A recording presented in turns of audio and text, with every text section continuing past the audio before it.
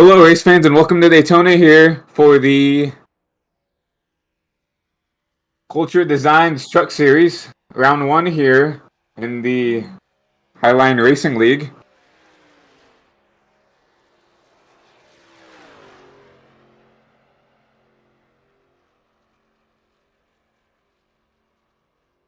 We're here for the inaugural race here in the Culture Designs Truck Series. My apologies. And here I have a partner in crime here. How was your day doing? It's going good, Christian. I'm excited to see these guys go 2, 3, and heck, if they could even push 4 wide here, this is going to be a blast. It's 50 laps. If it's green, it'll go by quick, but these guys are going to have to think about some strategy at some point in this race. It's going to be exciting. You mentioned earlier, before we started the stream, you having a little bit of a experience here in these super speedways. How do you think that they're going to be at the start of this race? Do you think they're going to be aggressive, or do you think they're going to try to be a little bit more passive and try to find where they can run with others? I think they're going to want to be aggressive just because they want to find out how easily they can get to the front. If they can drop to the back, they're going to want to find their spot in line, whether it's up front, if they want to be up front leading, if they want to be sitting in the pack saving some fuel. They want to find their guys, but they're going to be aggressive to find those as quick as they can. Sometimes it's going to be rushing and making it 2, 3 wide, just getting up and getting the high line to get up to the front. But the dominant line here is going to be the inside. Once you get to the inside, you can control that. These guys are going to be wanting to find their spot really quick. I definitely agree. It's going to just be about finding momentum on each lane and just controlling the race if you're that leader. But as we get ready to go into qualifying, we're going to see these drivers. It looks like no qualifying, just going straight into the race. My apologies. They're gridding. Okay, there we go. That was qualifying. My apologies. A little off my rocker tonight. And as we're going to look at our starting grid,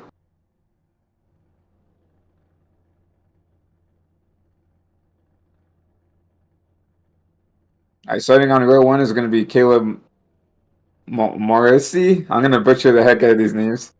Along with Ty Smith. Row 2 is going to be Dalton Barrier with Ryan Hines. And finishing out row 2. Row 3 is going to be DJ Stagner along with Connor Holden.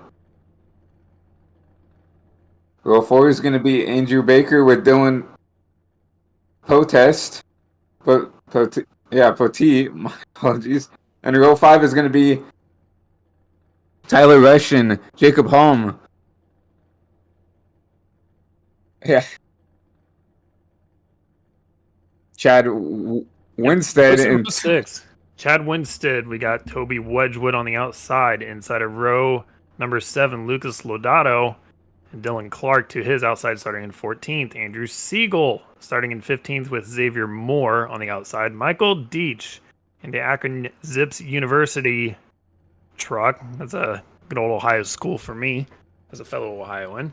Terry Brooks to his outside in the 18th and the 23. Dylan Wedgwood in 19th. And Adam Bossy in 20th with no time run for him.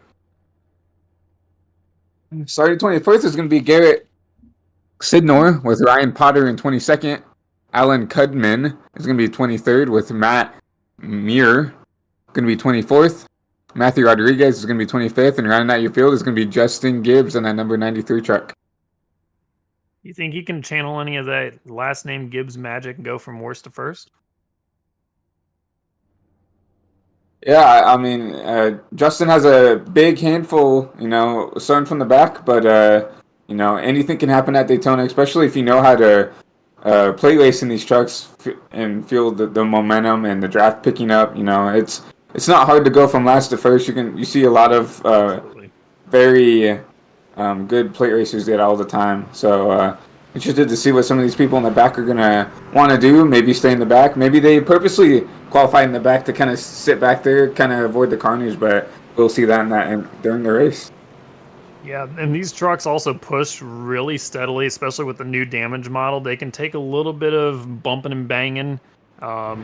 Usually these guys will, if they want to get to the front, they will be locked bumper to bumper. These giant spoilers, you can't see too much in front of them, so you're going to have to trust the guy you're pushing. If you got the guy pushing, or if you're pushing the guy that you want to be pushing, or you have the guy pushing you that you want behind you, you're going to go to the front really quick. And these trucks take a little bit of, I'd say probably a couple laps minimum before they overheat.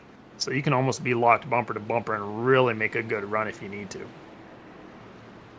Yeah, I definitely agree. Compatibility is a huge thing here at these super speedways. Like, if you find someone that you can hook up with and feel comfortable pushing or getting pushed by, it's a really dangerous combo here at Daytona.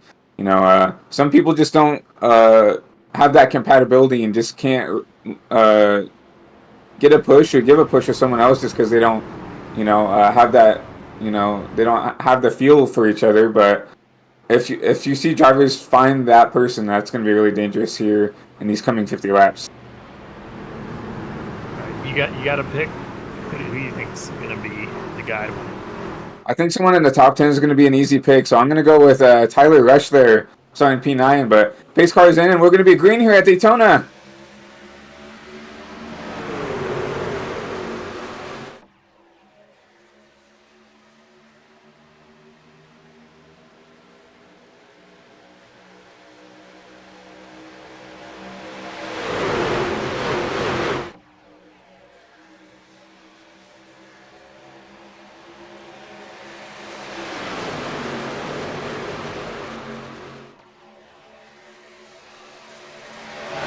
See Ty Smith taking that lead up on that outside. You see Dalton Barrier electing to choose the inside, but you see that top line really have a lot of momentum and a lot of energy right there. You see the 18 going down at the bottom. Dalton, what lane do you think would be the best to start this lane? I can't speak. Which lane do you think is the preferred lane at the start of these races? If it's me and I'm driving my truck, I want the inside. If I'm on the outside right now, I'm pleading for 4th place, 6th place, 8th place. Push, get close, bunch up, get me to the front. And if you're working with me, I'll try and drag you to the front. If we can get a couple cars in front of the guy leading the inside line, we'll drop down. But if it's not a teammate and you have no loyalties right now, like he's clear of the inside, I would drop to the inside. No, I definitely agree, Bryce. It's just about managing the lines. You see the leaders right there jumping down and blocking the bottom. It's just going to be about, momentum and judging which run this is. As we see the 25 of Ryan Hines taking the lead right there. And it looks like the 18 and 81, it looks like potentially teammates they're not waiting. They're going for the lead. Yeah, they're going to choose that outside. It looks like they're really working well together. As you see the 81 of Connor Holden along with Ty Smith and that number 18 car taking P1 and P2. Yeah, Connor led that lap. Those two were not satisfied with being the lead, and he's going to go... is that Ryan Hines? He's going to go back to the high side again. He's going to try and beat these guys. You got teammates up front. That's going to be hard to beat early on in this race.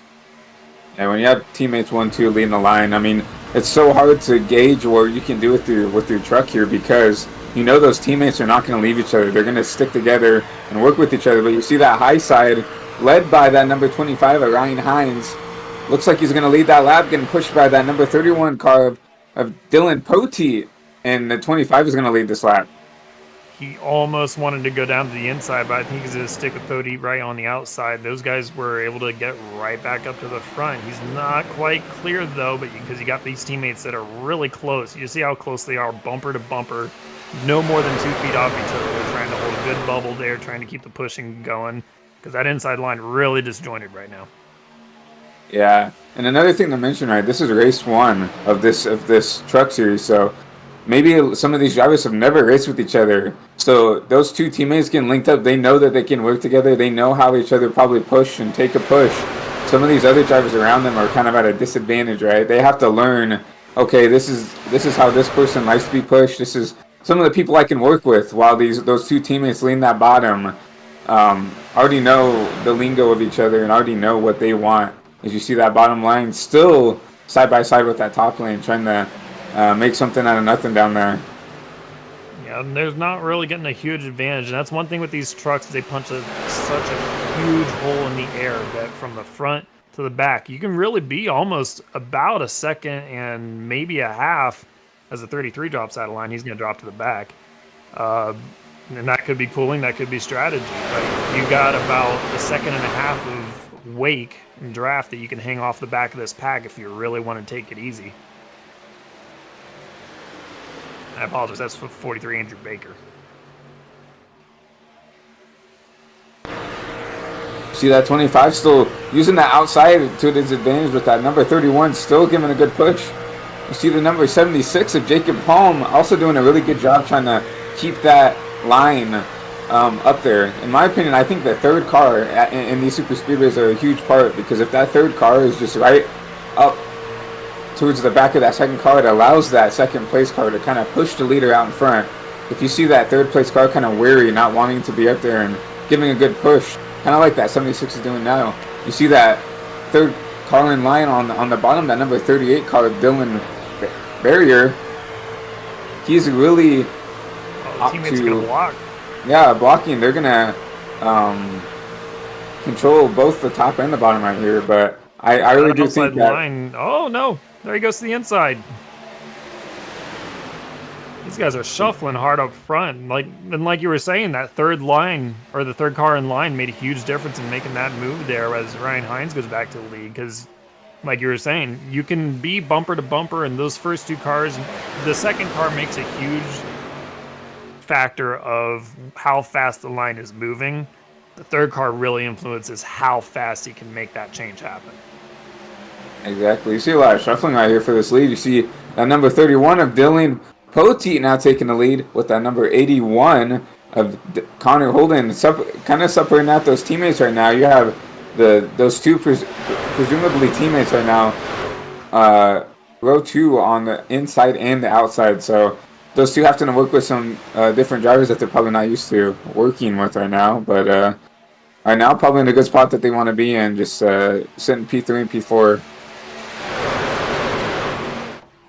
And I was really surprised to see, I'm going to look back and see it. Yeah, it was the 81 that was in the lead and chose to bail on his teammate and go to the high line and take that run. He saw the run coming, as there's a lot of check up in the outside line there. They're really falling back there.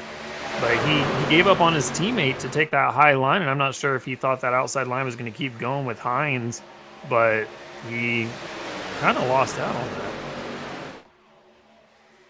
I know that number 18 has the advantage. As I say that, the 81 and the 18 side by side. Right now, that inside just doesn't have the help. And you see that inside, they're not as stacked up as much as that outside, which means they just can't push as hard right now. But you see that 31 and that 25 once again are working really well together, leading that outside. And it's a weird thing on super speedways where you have the inside line versus the outside line and who can push better, who's got the momentum. The weird thing, and it just kind of depends on sometimes the official splits that you're in, sometimes it's your iRacing, sometimes it's just your overall confidence and skill level on a super speedway, where if you're not tucked up nice and tight and smooth on your throttle because you don't want to be full throttle and off throttle fifth car in line, that makes a huge difference on how smooth the line is. For whatever reason, depending on the level of the split or just the drivers that you're racing with, that inside line generally is the one that's worse as you kind of drop off in your skill levels. Those guys are not able to, keep your distance bumper to bumper from the truck in front of you to the truck behind you and kind of keep that momentum going, where they have that habit of just flooring it to catch up to kind of keep the hole from getting closed in by a guy dropping in from the outside line. And so that habit will definitely hinder the inside line, where the outside line, and it seems like it's a lot easier to just kind of be a lot more full throttle. You can kind of keep your distance up there because you have a lot more momentum naturally just from coming off the bank. So sometimes that's where you get this, where you have 2x2 through the whole field. And the outside line will get their momentum out of the corner, and it gives Hines, again, another lap lead.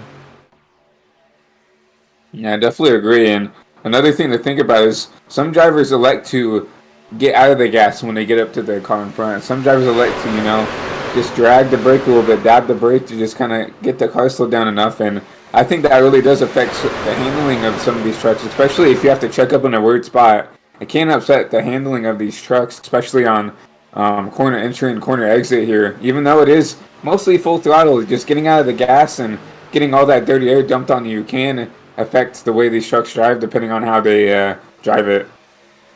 Absolutely. Daytona is an interesting super speedway compared to Atlanta, some would consider a super speedway now, and Talladega especially, where Talladega, the banking transitions are a lot more on the straightaways than they are in the corner, where Daytona, you're in the corner as the banking starts to go. It's where you can see pretty much like as they're hitting the corner right now, then the banking starts to go up, and that's where a lot of cars, Cup cars, Xfinity, and these trucks, the handling sometimes will go really sideways on you, literally and figuratively.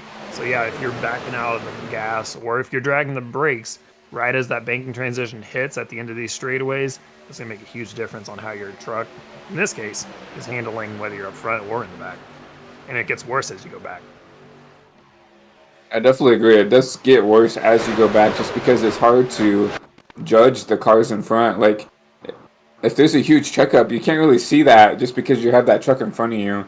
And then by the time it gets back to you, especially when it's that huge accordion effect, when you get back to that fifth and sixth, seventh car, they don't see it coming, and that's where the wrecks tend to happen a lot, is due to those accordion effects. And luckily, we haven't seen any of those yet, but that's where usually the big one tends to happen is either the leaders being a little bit aggressive and giving bad pushes, or just a big accordion in the back. Now these guys are really holding a pretty steady 2x2. There's not much in terms of just struggles of handling. These guys aren't being too aggressive. They're kind of starting to settle down now, for the most part. But one thing we'll have to consider here in about the next 10, 15 laps, green flag pit stops. Yeah, green flag pit stop's a huge thing to think about, because once again, calamity can easily happen under green flag pit stops if everybody decides to pit out once, or even just just a small group, right? It takes a lot of teamwork and a lot of coordination to get under pit road without wrecking and junking your car. For one, just it's so easy to overdo it, trying to get in the pits, make up time, and lose control of the car, getting under braking, trying to make pit road speed, but also just trying to get around the other drivers that are trying to pit with you.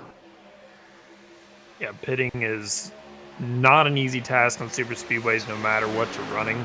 And with these trucks, it's going to be very easy to tell which guys have their brake bias dialed in where they want, if they've even practiced pitting under green, and getting down to pit road speed without wheel hopping it, spinning it, and running into somebody else, because it's a very wide exit out of turn 4. You have all that apron, but you have to funnel down, and you have to get in between those 2 yellow cones at the start of pit road, because if you don't, you will get a black flag. Yeah, I definitely agree. It's a tricky task in any car to pit here at Daytona, or really any of the super speedways, but you see that 38 trying to make a run, going 3 wide around the 25. Whoa. Huge shove from the 72. He had a huge run down the backstretch, and Hines was a sitting duck. There was nowhere he could go, but now the 38's going to lose out. He had no help. 38 gets left out the ground now, so you're going to fall all the way back outside the top 10 due to just a lack of willingness to go 3 wide and a lack of help. Thought he might have been clear, thought he might have had a run to maybe through that 25 on the outside, but that 72 pushed him out and then kind of ducked back into that second line. Yeah, 25 about squeezed him in. Hines about put him in the wall, but as soon as he got out there, he gave up on it. And then 72, he just gave up on it. He was right there with him, and that was Tyler Rush that was pushing him. And he just decided, no, that wasn't a good idea. But the thing is with Daytona, you can go 3 wide comfortably in these trucks. It's just maybe he didn't have the confidence to push him around and not think that the rest of the field was going to stack up and make it 3-3. I definitely agree with only being at lap 16 of 50. Maybe it's not. Maybe these drivers think, it's not time to start doing that yet, right? We still have green flag pit stops. We still have a lot of time for things that happen before you want to start going 3x3x3 and potentially putting in your spot to junk your truck. So maybe that's what was going through the head. You're also thinking about putting yourself in a position to pit, because it's only lap 17 now, but these guys are starting to think They're starting the game plan whether or not do I need to push these guys to the front and get to the inside so I can pit early, or do I just wait till the inside line pits and then it's our turn to get to the inside and then pit? Or do you kind of get in a spot to where hey, I qualified up front, which means I'm going to have a later pit stall, but do I want to be behind these guys or do I want to be in front of them? Precisely. Like, that's a great point with the qualifying spot, right? I mean, if you qualify up front, I think it's better to be up front because you don't have to worry about having to avoid. I mean, having drivers have to avoid you if you aren't doing what they think they want you to. But I do agree. You're going to see some of these drivers trying to push to get out, maybe to lead this race, to drop down to the bottom because once you're on the outside and you need a pit, I mean, you can pit from the outside, but that's asking to get wrecked if people aren't aware that you're trying to pit. So it can definitely happen, but probably not the safest bet. Right. And these guys aren't all on the exact, I mean, they're all on the same strategy, but they're not all thinking the same strategy. Some of them might pit, heck, they could pit now, they could pit in 10 laps. There's a large range of when this fuel hits, when this fuel window is open. These guys could pit whenever they want, but it's very unlikely that the entire field is going to come down in one swoop unless they all run out at the same time. Yeah, exactly. You see Connor Holden go to the inside of that 72 car. He's going to lead that inside line, taking the lead now. But I'm not sure how long these trucks can go on fuel, but if you can go to lap 25, I think that's really the spot to go. And, that's halfway, and if they can go 25, that's the mark you probably want to get to, is to 25. If they can't, there's probably going to be drivers in the back that are trying to save fuel to maybe make that more doable. But once again, I'm not sure what fuel is like for these trucks at Daytona, but I would say you can go between 35, I want to say 40 laps. I don't think they cannot go the whole 50 lap distance, and gosh, it's been a while since I've run the trucks here just to know what exactly the fuel window is. But there's really kind of three strategies. One, you could pit now, and just if you want to get tires, you don't have to. Really under green, most likely you would only want to get left side tires if you're not going to fill up the entire tank or your tank's not completely empty. You want to value that time and getting extra tires. Option two would be pitting in about 5 laps and splitting this race, like you said, right down the middle. You might get tires that way so you don't have to worry about it if a caution were to come out later. Or option 3, which I would personally go option 3 here, which is just run your fuel as long as you can, and then if you need to, get tires. Because you're going to want them at the end of the race just for the fact of the extra confidence of making these moves that you see these guys making now.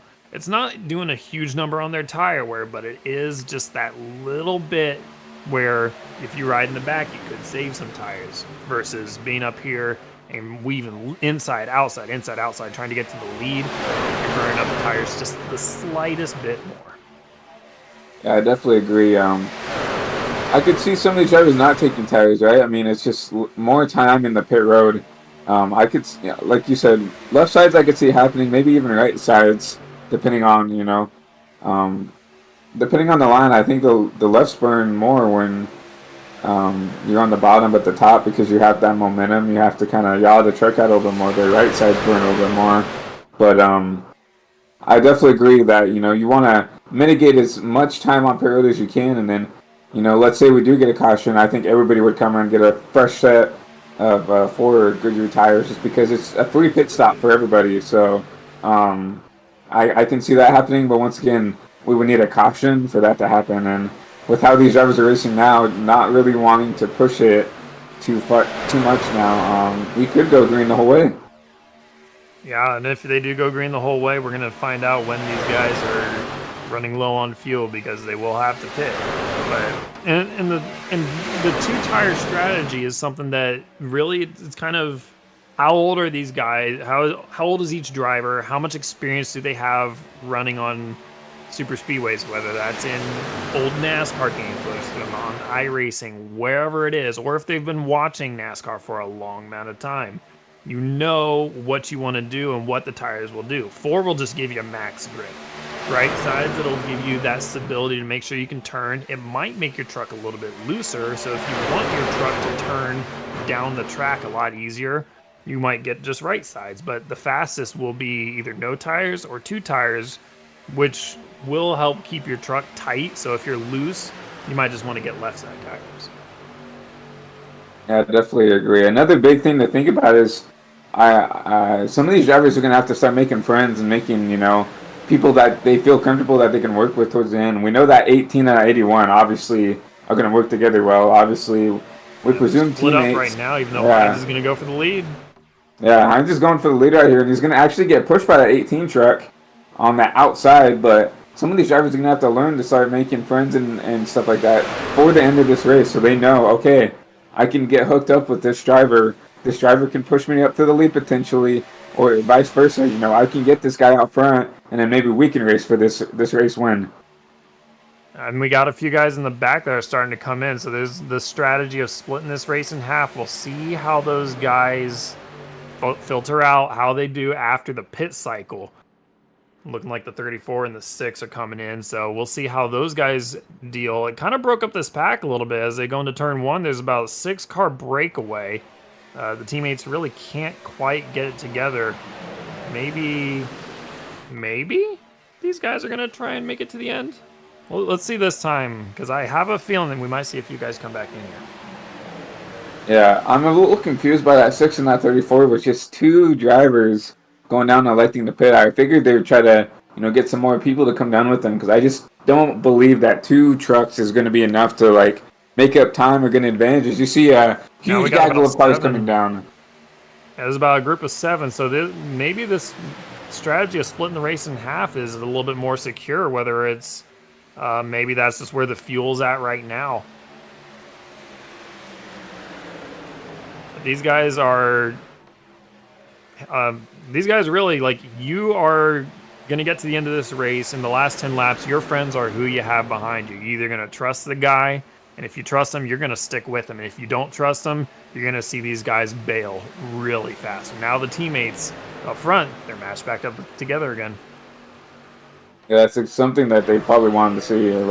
I think since they got split up, I think their goal was to get put back together and start working together, because we know when they get linked up, they work very, very well together. But another thing with these green flag pit stops, you have to be good in the box. You overdo it and you slide in the pit box and go and slide even just a couple feet, that's very, very detrimental, especially if you're at these style of plate tracks, because you're counting on being able to come out with that group of cars, and if you mess up getting into the box, there's a huge likelihood that you're coming out by yourself, and you have to hope for a miracle to make something happen then.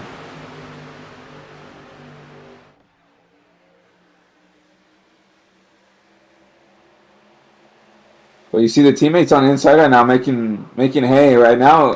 Just those 3 on the inside lined up is really the only thing coming up there. You see them coming up on some lap cars. We'll see how they navigate through these. Lap cars look like they're going to stay high, which is a nice move. You want to stay out of the way of this lead pack. They're 2x2. They're coming. You just want to stay out of their way, because you might get your lap back under caution. You might be the lucky dog, but you want to wait until they're by so that way you don't be the one to cause a wreck, because no one wants to be the guy that brings out the yellow from a lap down. Exactly. You don't want to be that guy that wrecks the leader getting lapped, right? I mean, yeah, it's just you don't want to be the Kevin LePage. Yeah, exactly. Yeah, you see those. Now the fields, the top 7 are starting to single file out. We'll see who comes in. There's a few more. They're not all trickling off. The most we've seen is 6 one time, but we're only seeing 2 and 3 guys pop off together. So I don't know how much teamwork these guys are making. There has been chatter on the radio. I don't know how much these guys are all working together as one big group, because that's the fastest times you're going to get if you all pit as a group. Say you pit as 6 or more drivers. If the rest of this lead pack all pitted at one time, they would come out and blaze over these guys that have been 2 and 3 and 4 groups of cars that have pitted in smaller groups. Yeah, and as we say that, we see the leaders go by and lap this 34 and 2 car. Now, the lap cars are now stuck in the middle of this lead pack, so any of those guys that are out on the outside that want to pit, they don't have the chance right now. Yeah, and also, since this 34 and this and the car behind them has the lead draft, this gives them an opportunity to race and maybe race to get their lap back. I don't know how hard they're willing to race to do that. Like, I know some drivers will take advantage of that. Some people are going to be a little bit more docile just because they know they're a lap down. They don't want to be that guy to race the leaders hard. But looks like that 34 is if you're racing the leaders, 9 times out of 10, the leaders are not going to be saying anything too nice to you because they want to be able to race with their guys. They want to get set up. Not like these lap cars, they've already pitted, so maybe some of these lead lap guys are like, hey, get out of the way. We want to get up so we can pit because we don't want to run out of fuel and cause a wreck. Yeah, precisely. Like that 31 and the 99 and the 14 right now have to be thinking, like, we know that they can make it a few more laps on fuel, but they have to be thinking, we need to get to this inside and we need to get down. As you see the 99 and the 31 do that, as I say that, we need to get down. We need to start thinking about pitting.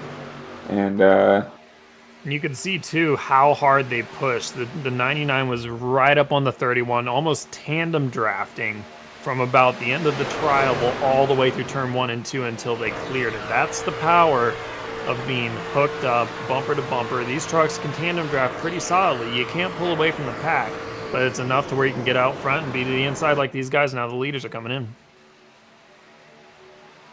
see, ooh. Oh, the 99. He caught the inside wall. He got just a little bit loose, a little too much rear brake into it, and I think he's going to have a little bit of damage. We'll see if he actually stays and repairs it.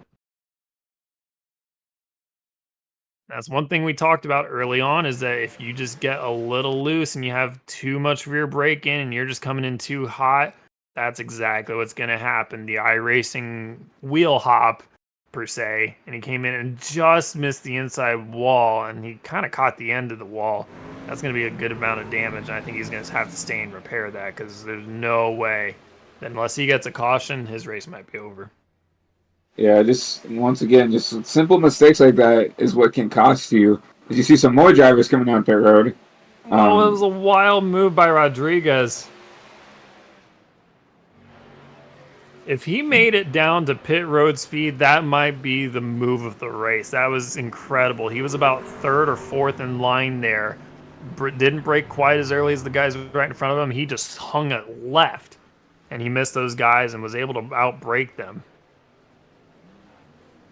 He's coming out of his pit box, so no penalty. Ooh, almost sideswipes the car in the pit road, but comes out. Obviously, if you have a penalty for speeding in pits, you serve it in the box. So, what a move by Rodriguez to overtake some cars in the pit road.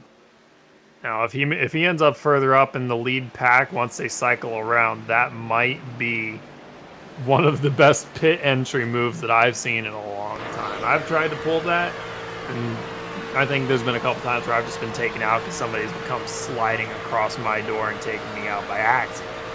But that was an incredible pit entry there by Rodriguez. Now we see this little group of cars led by the 6th car of Caleb Morsi. They are all lined up and have this momentum going. We'll see what they can do all lined up. I mean, they're catching a couple of 2-car, 3-car packs. We'll see if they can take this momentum and make up some spots. Yeah, and Rodriguez there is right behind Siegel. Those two pitted together, and they're going to see if maybe they're going to try and block this lead pack, but they have a huge run. This is the battle for the lead.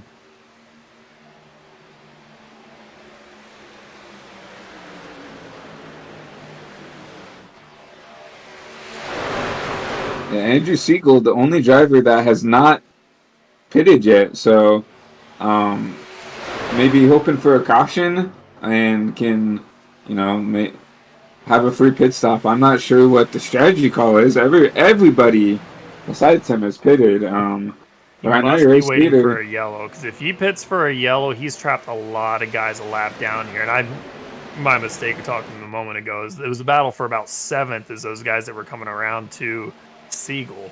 Siegel's, I think he's playing the long game and trying to see if he can get these guys a lap down.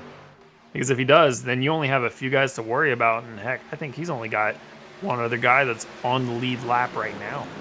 As he's going down pit road now, so I guess we'll lead our words. Andrew Siegel deciding to take his car down pit road on lap 35. I will say that's a valiant effort when you want to try and catch these guys and maybe get a wreck or something like that, something to bring out a yellow, and you don't get that luck. We'll see how he filters out, but since he's by himself, he's gonna have to really haul it coming out of pit road, and you can't spin it on the apron. As soon as you get out of turn 2, you better be full on the gas. But here these guys are coming through the tri-oval now, and he's just barely getting into turn 1.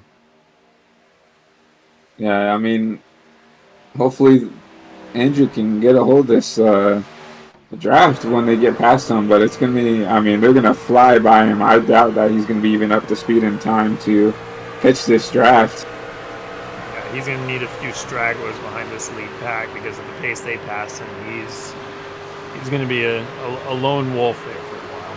He might need a caution to catch back up. Yeah.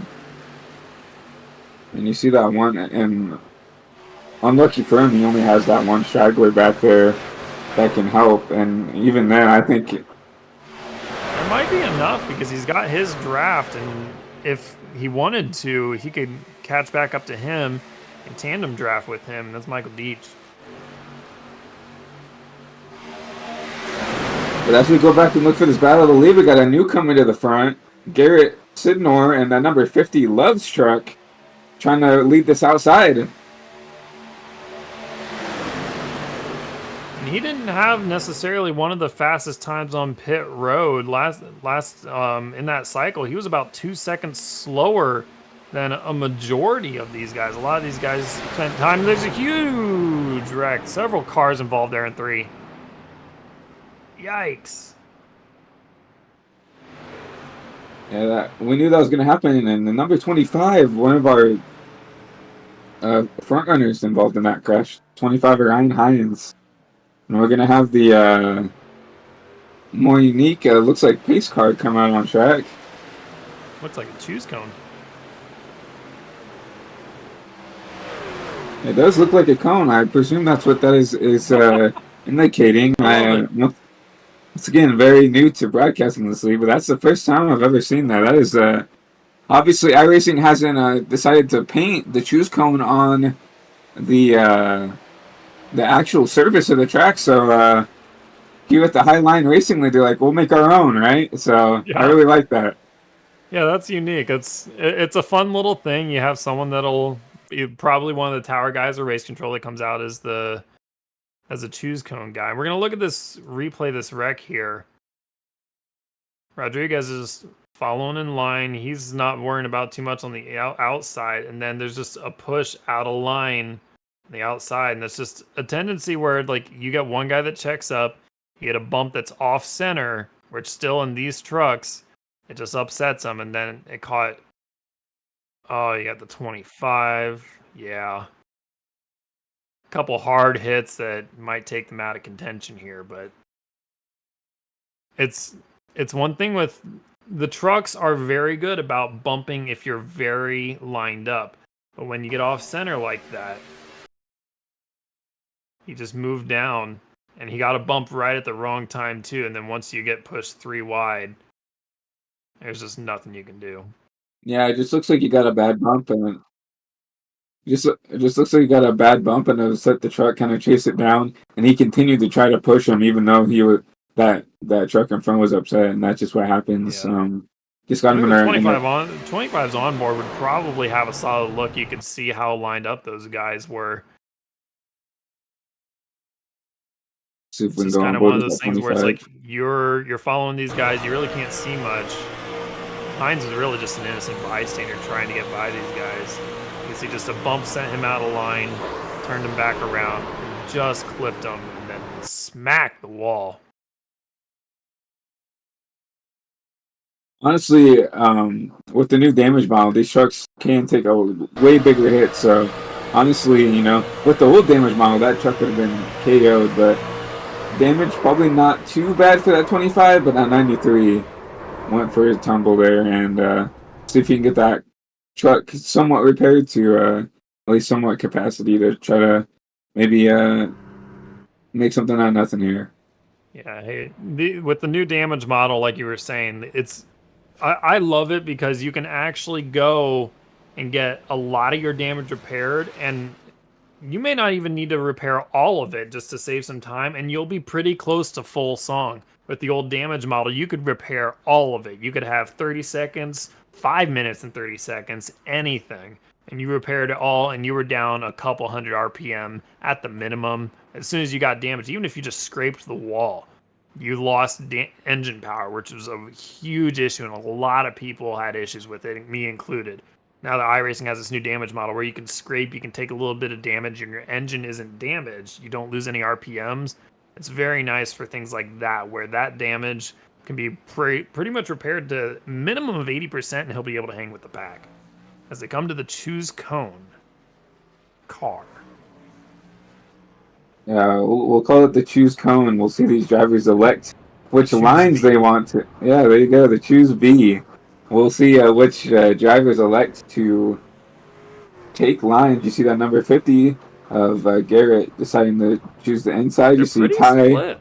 Yeah, pretty split. Ty electing the outside. 72 Ryan Rush. Tyler Rush on the inside. And Caleb Mercy is going to be your fast four. No, the next time around, they will get 1 to green again. Yeah, there's the one thing about having a choose cone car. As a driver, you have to make your decision soon enough whether you want the inside or the outside based on who's in front of you and who can be behind you, which at that point behind you, you can't control anything. But based on who's in front of you, as now they've been shortened to 1 to green, so we are going green next time.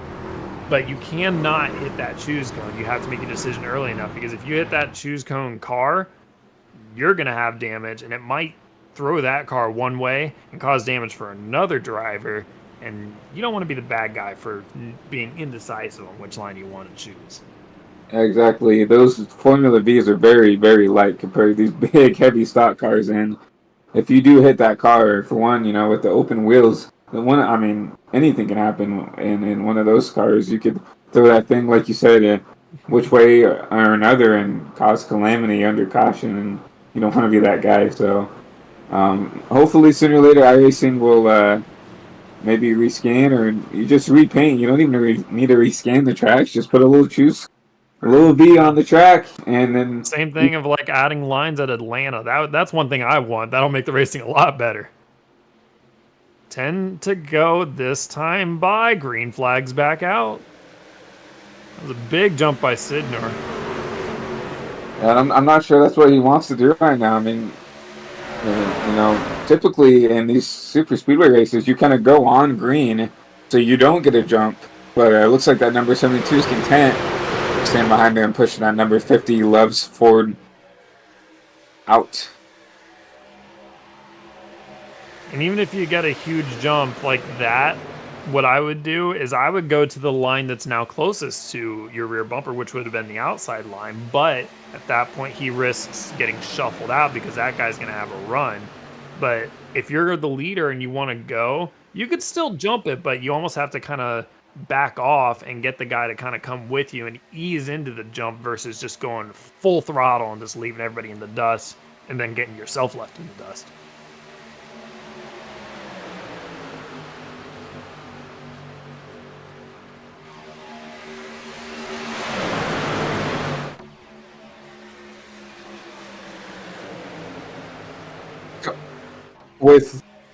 On lap 42, with almost coming to 8 to go, we're going to do a good old Highline Racing TV, crank it up. Crank it up.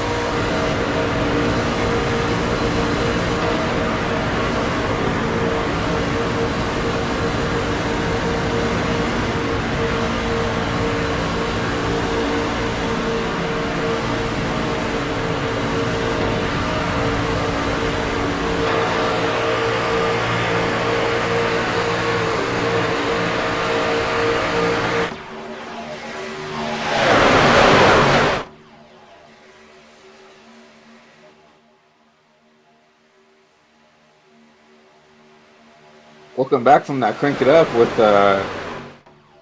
7 to go, I believe, in this truck race. We still have that number 50 leading the inside, but we have Ty Smith up there trying to lead the outside. Right now, it looks like he's getting a kind of a push, but that 6 car is going to go on the outside. The 18 is going to drop down to the bottom.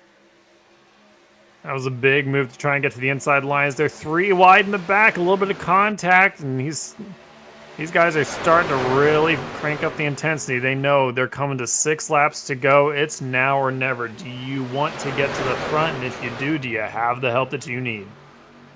And you see that third line starting to form a little bit, and just like as you said, it's time to go, right? It's 6 to go. This is when you need to start making moves to put yourself into position to try to race for this win here. And if I'm outside of the top 10 right now, if that's where I'm at, I'm going straight to the outside right now because we know the inside line, you're stuck there if you can't go anywhere. If you're in the middle, in between everybody, you have some wiggle room, but you got to hold your line. The problem is, you see some of these guys on the inside that are kind of bouncing up off of the inside line, whether they're hitting the apron or they're just not confident enough to follow the guy right in front of them. They might wiggle up a little bit, and you don't want to be stuck in the middle where you could be the victim of somebody else just not holding their line. But if you're on the outside, you just got the wall, and you got to trust that the guy behind you is going to push, or if you're pushing, you just got to send it. That's a really good point, Bryson. One thing I do like about these trucks is it doesn't take a lot. Got in the wall a little bit there. He's going to fall back. You see the 52 in the wall, but one thing I like about these trucks is that you don't need a whole lot of drivers on that top line to make that top work. Like you see, for instance, there's 2 cars right there, and they're already looking in at the second, the third row. I mean, they're going to lose a little bit of momentum on that on the entry, but they should gain a little bit on the exit. They need to start, in my opinion, maybe just going down there and trying to side drive, trying to pull these 2 lines back. Because that's exactly what the 6 is doing. They were trying to side draft as they squeezed the outside line up into the wall almost. But you saw the 6 in turn 3 and 4 last time by where they were hugging that inside line and trying to really slow them down. And now, everything's getting shuffled. You see everybody trying to make moves. Sideways out of turn 2, the 50. He's going to go to the inside. They were adoring it. But they're on the apron too. We got one in the grass. And there they go. Here's the big one. The big one here at Daytona. Oh, that's most of the field. Oh, no. Oh, and that 79 came in and KO'd some of those cars. Oh. We're going to have to look back. This one's going to take a lot of looking. The whole thing there started way back in turn 1, where the 72 was pushing the 50. The 6 got sideways in the middle. And then once the 72 started to make a move to the outside, the 50 got loose. He went inside. And then, oh my gosh, that was a hard hit. Because you got guys that were making moves.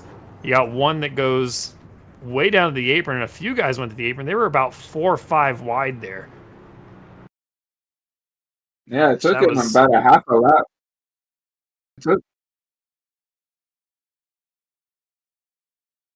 Yeah, I'm going to watch that one again because it took a half a lap for these guys to wreck. You saw them get super upset, and you kind of you saw them save it momentarily. Then you saw some more aggressive pushing happening, and then they saved it again. And then it looks like the 50 car just got hooked, and that's where the big one happened. That's what tends to happen is when the leader gets wrecked, everybody comes through. You see a couple of cars. You see the leader right there, Tyler Rush, come out of there clean. Their luckiest driver right there. Just he was part of the reason. Being on the outside, you would make it through, but they just all wrecked down. Yeah, and it was weird. The 50, he tried to make a move to go to the inside of the 18. He got loose, and they were fine. He and the 18 were side by side. But if you watch from the 72. If you watch him as the leaders were checking up there because they were all side by side and getting loose, he went high, and I think he clipped the 18, which sent him down into the 50. And that's where it sent that whole mess, because now you got guys that are all checking up. they're 3 wide behind there. I believe it was the 6 and the 14 that made contact and sent the whole thing off. It was like you just dropped a grenade in the middle of that field, and it was right up at the front. You see the 18 door the 50. The 50 goes underneath the yellow, and then it looks like the 18, just not knowing where he can go, gets hooked by the 6. And then that's where everything happens. You see the 72 kind of like bounced the 16 off, and then the 18, my apologies, goes back down and gets the 50. It's like the 72 just kind of like pushed him off of him, and then just got through it clean. I guess that's really lucky he for that looked like driver. like there was no ill intent there, but I think he just tried to get to the outside, and that's where the 15 to 18 harmlessly got door banged. And then you got the 14, the 6, and everybody else just piled in because they had nowhere to go because now all those guys are losing speed. I think they probably all lost about 10 to 15 miles an hour, but that was just a massive wreck, and we'll have to see who really made it through with the least damage because just about everybody got involved in that one. Yeah, I agree.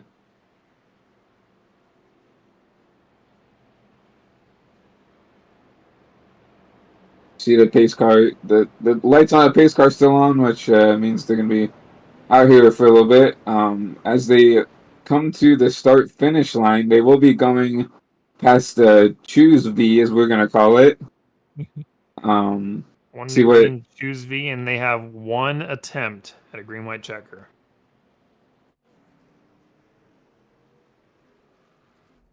as we see that, as we'll go on board with this Ooh, there we go. virtual choose Up cone. close This and will be a personal. really cool shot from this choose Run cone, if over you by want the to call it pace that. truck.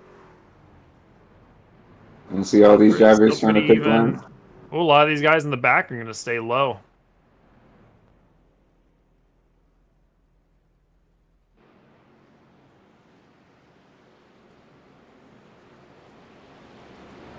But you'll have Tyler Rush leading the inside line, and you'll have number 64 of DJ Dagner, new to the front. Kind of been quiet all race, but up here, potentially going to race for this win. You see the 23 of Terry Brooks and the 16 of Andrew Siegel in that High Rock Vodka Chevy Silverado. Going to be round out your Fast Four.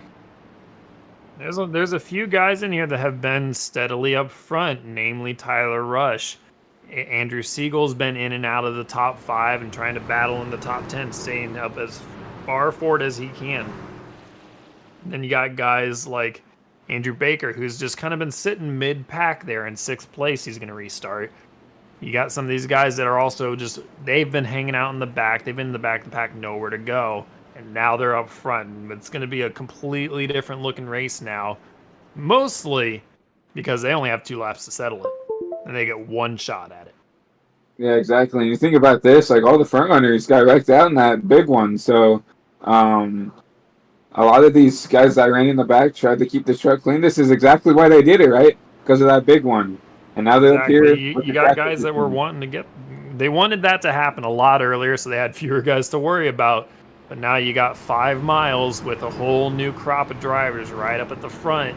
We're going to see who can push the hardest, who can block, and make it to the finish, and at least get to the white flag. Yeah, exactly. One more time. Yeah, pace lights are still on the truck, so we will be going around one more time. The pace lights just came off, so we will be going green this last time. You see the choose cone. Choose V can have a chance here. Yeah, he's gonna take the lap around the track as well. It looks like he's gonna be coming into pit road, hopefully for the last time. Obviously, we still have one green-white checkered left in the bank, but hopefully that choose cone does not have to come back out on the track. Actually, I don't think we'll need it again, because if they go green, once they go green, the next flag's ending the race. Because if I'm seeing right, we've only got one chance at this green-white checker, and it's an overtime green-white checker, so it's not a natural one. They're gonna have to get to the white flag, and if they get to the white flag, these guys are fair game to the finish, and it's gonna get absolutely nuts. There we go. So no more choose cone. This is do or die time for these drivers. If you're in the back, you got to make some desperate moves. 3 wide. I mean, potentially even 4 wide if you want to try it. I don't know if it's going to work here at Daytona. I know it can definitely work at Talladega, but I mean, if you're in the back I there, think we you got might to see try 4 wide something. out of turn 4. Like, unless these guys in this league are not allowed to use the apron, I think they might make 4 wide and use the apron come to the tri-oval, because that lane's there, and if the guys, it's going to depend on just the ethics of the drivers that are up front. Are they going to want to block that apron and say, no, I'm not going to let you use that off of the track and try and beat me? Or are they going to hold their line? It's going to be a battle of just who is going to be the bigger blocker. Can you handle the push? Because nobody's going to be lifting from the point where this green flag drops to the finish of this race. Exactly. Pace car's coming in, and we're going to be going NASCAR overtime in a Culture Design Truck Series.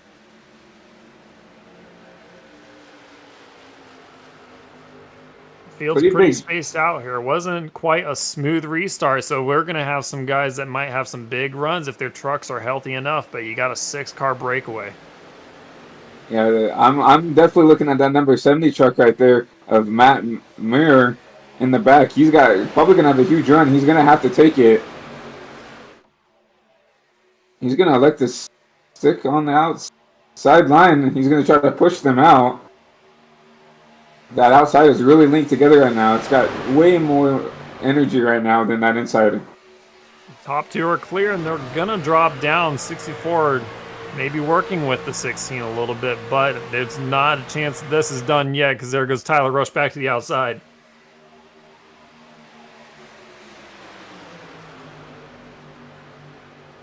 And we're on a white flag lap, so if we get a caution now, that it's race back to the line. So this is where you're going to see things starting to get spicy. Oh, the third ticket gets turned. They're not going to save that, but there's a 4-car breakaway up front. 2 are right behind them. They're all 2x2. Who's going to break away? You're going to have a huge run by that 70 if he can get there in time. I don't know if he can make anything out of it, but right now it's 2x2. The number 64 of DJ and the number 16 of Andrew Siegel trying to battle it out right here. It's a 2v2 tandem battle to the line. This one's going to be close.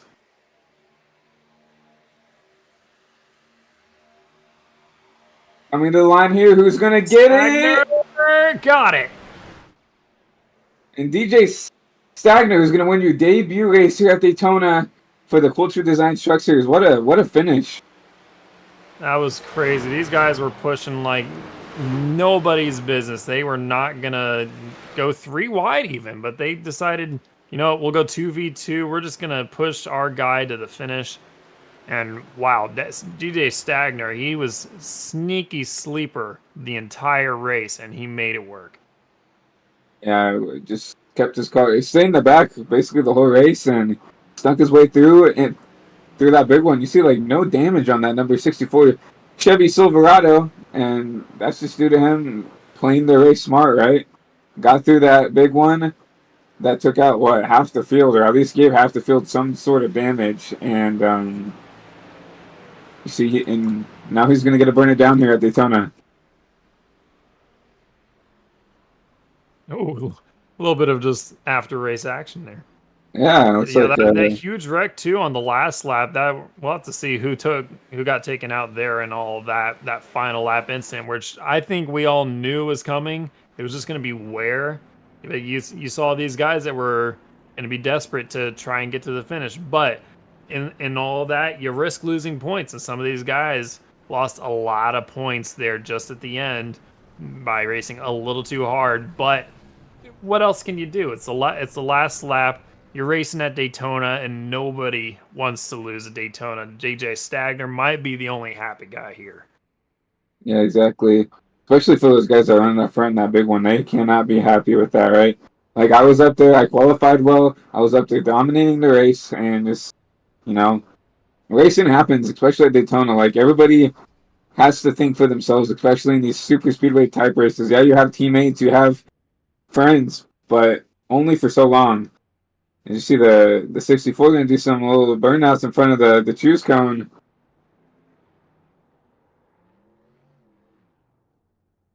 I mean, I'd burn it down until the engine blows. That's I'd be sending it out there. This was, I mean, it's exciting to win a super speedway race personally, and when you get to a guy that was just playing his game, he was waiting for the right time to make his move.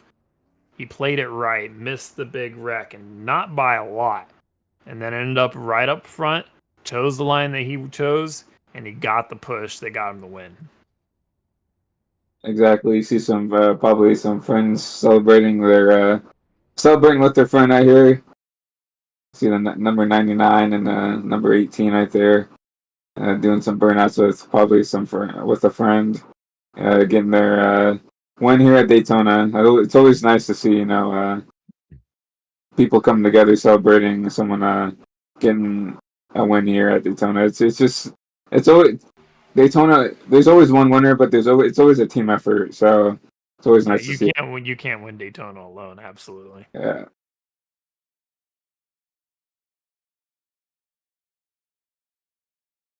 But we'll go through and look at your race results here at Daytona. Obviously, DJ Stagner, your winner here. Andrew Siegel is going to get P2. P3 is going to be Tyler Rush. P4, Terry Brooks. P5, Dalton Barrier. Matt Muir is going to be P6. Dylan Clark, P7. Michael Deitch is going to be P8. Lucas Lodato is going to be P9. And Ty Smith is going to be P10. 11th, you had Caleb Morrissey, Dylan Poteet in 12th, Ryan Hines, Dylan Wedgwood, and Xavier Moore are the top 15. Then you had Toby Wedgwood, Connor Holden, Justin Gibbs came from last all the way to 18th. So not the biggest improvement for him from start to finish, but he was putting up some moves. And then you had Andrew Baker in 19th, and poor Matthew Rodriguez was up front for quite a while. He's going to finish 20th.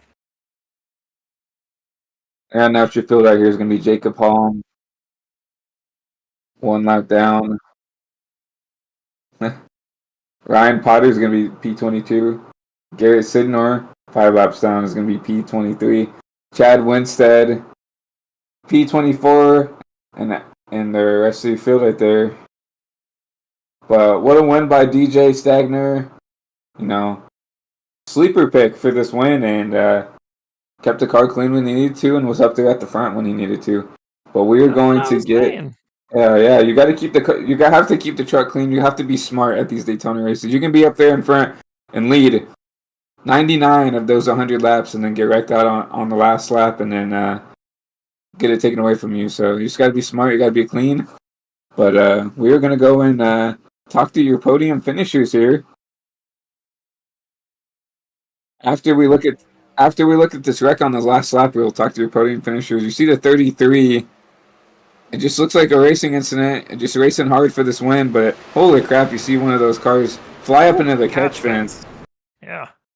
You got a guy you have someone that's pushing 3 wide. They want to make a move because what else are you going to do on the last lap when you have a run? There was a hole there in the middle, and he thought, I'm going to push it in the middle because they gave me the room.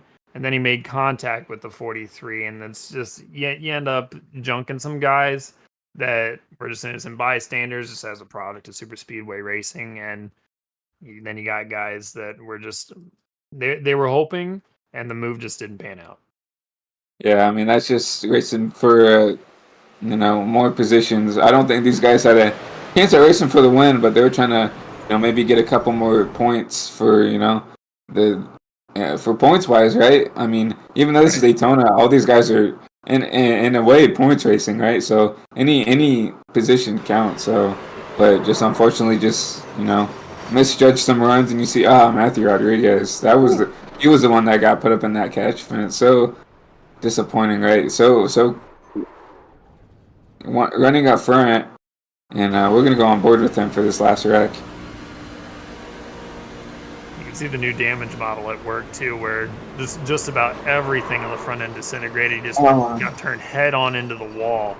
Then a couple more guys piled in, and he just got stuck on the safer barrier. Yeah, just hard hit for Matthew right there in the 51. I mean, running up front for most of the race and just Probably got caught up in that big one, had to sit back and get some damage repaired, and was just in the back of that pack and just nowhere for him to go. Yeah. Let's bring our winner in here because I think he's going to have some excitement because DJ Stagner, my pick to win. Let's bring him in and interview your winner here. DJ Stagner, what a win. My pick to win pre-race. How did you do it? Oh man, that was Daytona. A lot of luck involved. It's never it's there's always some things that happen that just takes good luck, and being able to miss the big wreck was probably the biggest part of it, because I pitted the caution before and took tires and really got swamped back in traffic and was having a hard time getting to the front, and I didn't do anything special to miss the wreck. It just seas parted sort of deal. It was lot of luck tonight. That's a lot of luck that you do have to win on have to win on super speedways. And you like you were saying, you pitted. Was there any strategy that you had beforehand that you were going to work with some guys, pit together, and hope that you can avoid a wreck? Or was it just you kind of just played those cards when you played them, and then just that wreck happened so late? Well, I mean, the first 30 laps or so, we were watching fuel, and as the first few groups started to pit, we were just kind of watching the gap, and we realized that we were still faster than the groups that had already pitted. So we stayed out. We as in myself, Connor, Ty, Ryan Potter, and Dylan Poteet. We stayed out until we saw that the other groups were becoming faster. So at that point, we just pretty much gained all the track position, and I pitted under that first caution really because I'm not running full time. It was just, you know what, I'm going to put tires on it. We'll just see what happens. I'm not racing for anything. So when that happened, I thought it would be fairly easy to get back to the front, and I was very wrong. It was not going to happen without the wreck probably, because got to the top 3 wide, but it always kept stalling out about 2 rows back. So I don't know. It's just a lot of luck. A lot of luck. Well, sometimes luck is all you need to go to victory lane here at Daytona here. Like I said, you kind of rode in the back and it's kind of was kind of a sleeper pick. We can't was kind of out of sight, out of mind for a lot of the race, and then was there at the end. But anybody you'd like to thank, or any sponsors, friends, family that you'd like to thank for this win here at Daytona? Connor, Ty, Ryan, and Dylan Poteet. We worked together this race, and I would say we did pretty well with our strategy stuff. Reg and Taro, my good friends, Guido and excuse me. Got to thank Jim's Breakfast and Holden Wieners, Connor Holden's brand. Just shout out to all of them, and Smith Tank and Steel. Well, DJ, congratulations. That was a great drive and great moves there at the end. Congratulations on winning the season opener. All right. Thank you. Have a good night.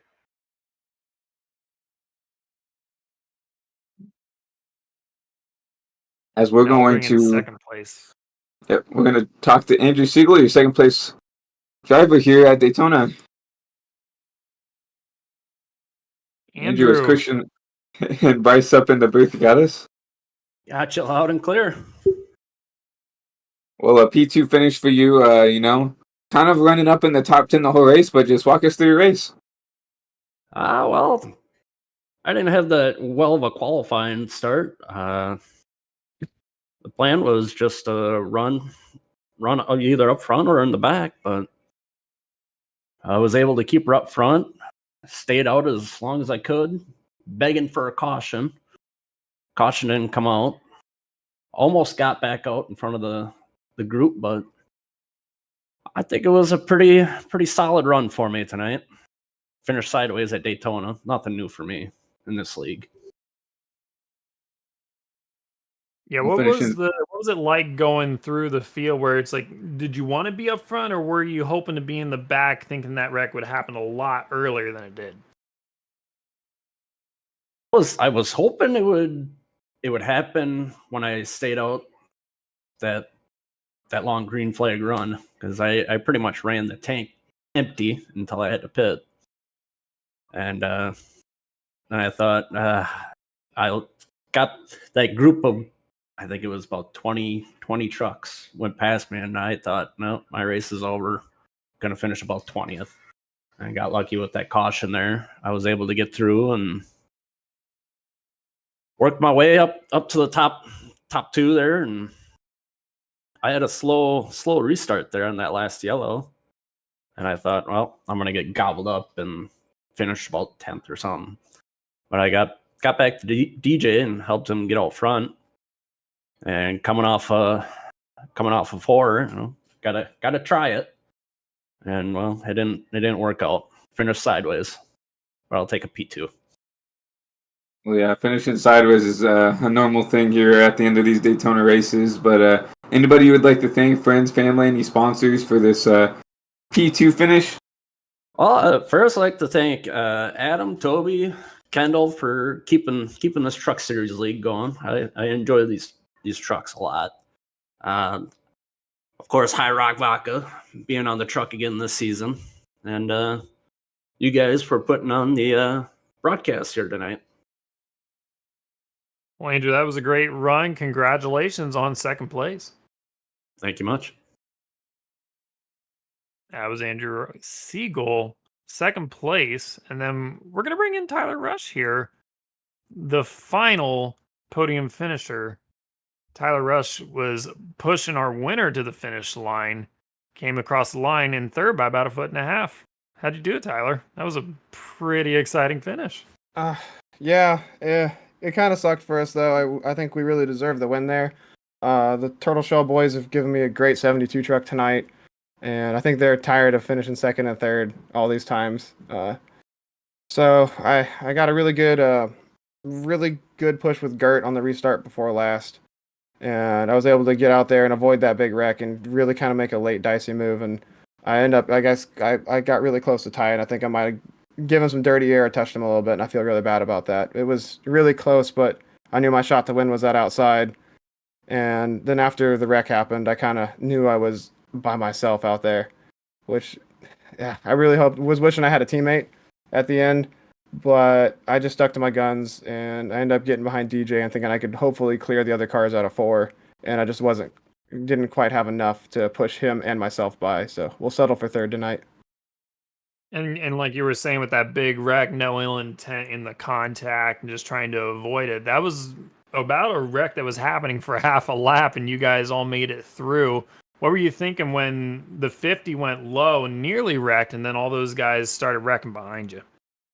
As soon as I saw it happen, I saw the run building, and I was buried, radiator deep in the back of the 50, and I had all the gauges on the dash flashing red at me, and I saw the run happening, and I was like, if this is the run, I have to keep pushing right here, and I can break to the outside. And as soon as that happened, I knew Gert was going to try to go too, which he did, and tie through that block. And as soon as I saw the block happen and Gert went low, I knew my chance was to split this 3 wide and try to be the guy on the outside coming into 3, and I might be able to have the lead coming out of 4. I just didn't expect everybody to wreck behind us. It was definitely I knew that high side. I'd seen it all night. That high side had the momentum, and it took 3 trucks on the bottom linked up for laps to try to overcome it and just wait for the top to break. So I knew once we could get it, I didn't think anybody else would be able to be on that bottom to take it back from us. No, I definitely agree. The top, the way to go especially at the ends of these races. But fortunately, couldn't seal the deal. But you can't complain about a P3. But any sponsors, friends, family you'd like to thank for this podium finish? Oh, I would love to give a shout out to our new season-long sponsor, Camera Outfitters of Lafayette, Indiana. They have helped my wife and I out tremendously with all of our camera needs, and they're excellent people. I would go check out their Facebook, wherever, order stuff from them online, go see them in person if you're in the Lafayette, Indiana area. They are excellent people, and they gave me their logos to use after they helped us out of a pinch with our camera needs and really came through for us. So those guys are amazing. And I've got a Tilio. It's treat it like our own, or is ours Auto Care. they do all my auto detailing stuff in my real life cars. He's a good friend of mine, and wanted to give him a shout out for all the hard work he's done and building his business by himself. So that's about it, though, guys. Well, Tyler, Well, congrats on the P3. Great race tonight. Thank you very much, guys. Tyler Rush, your third place finisher. well, what a race, Bryce. The opener, of course, here in the Truck Series here for Highline Racing League, and definitely didn't disappoint here. Put on a show for the fans here. What were your thoughts on that? I thought that was an exciting race front to back. You didn't see guys that wanted to sit single file and just ride it out. They went 2 by 2 the entire race. They were going to push as hard as they could. We saw some strategy. We saw some exciting moves. And we saw the big one, which is what everybody comes to the super speedways to see as a fan. As a driver, you hate to see it. But the exciting racing started from the very beginning all the way to the finish, including a sideways photo finish at the end. It was fantastic because you had guys that were sitting back and you had guys going for it. You tried teamwork, but it just didn't all pan out for everybody. But, Stagner doing a fantastic job getting that win and make me look good with my picks, 1 for 1. Yeah, definitely. Got the picks down. Fortunately, my driver did not have the same fate. But once again, this was the season opener for the Highline Racing League Truck Series. Got to shout out all the sponsors that help out this league. Give a huge thanks to the owners of the league, Adam, Bossy, and everybody else over there. And then got to thank the fans at home for coming out and giving us letting us put on this show at home for you guys. But any last remarks, Bryce? This is going to be an exciting season. I encourage everybody to come back for the next race. This is going to be exciting. These guys are super talented. I favor the super speedways, so I can't wait for them to go to the next one. But these guys are going to put on a heck of a show the rest of the season. Yeah, I definitely agree. But besides that, for the folks at home, I think we got nothing else for you. But once again, Adam Stagner, your winner here at Daytona, and we will see you here next week. Thank you all for coming out, and hope you guys have a great rest of the night.